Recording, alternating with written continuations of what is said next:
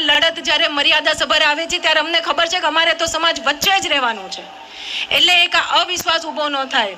અમને ઉપરથી સમજાવવામાં આવ્યું જ્યારે અમારે મોવડી મંડળ સાથે મિટિંગ થઈ કે ભાઈ પાટીલ રૂપાલા સાહેબે 2 વાર માફી માંગી છે. પાટીલ સાહેબે કીધું કે એમને 1 વાર માફી માંગી છે, મોટું મન કરીને માફ કરી દો.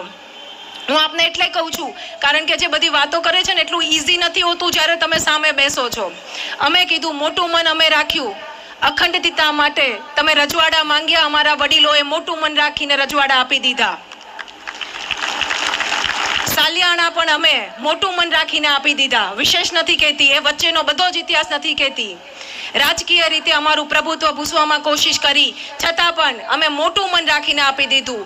પણ અમારી બહેનો દીકરીઓ માટે જો હવે કોઈ લાંછન લગાડી જાય, આંગળી ચીંધી જાય તો આ મોટા મનની અમારી પાસે એની આશા ન રાખતો, અને એની માટે તો અમને માફ કરો.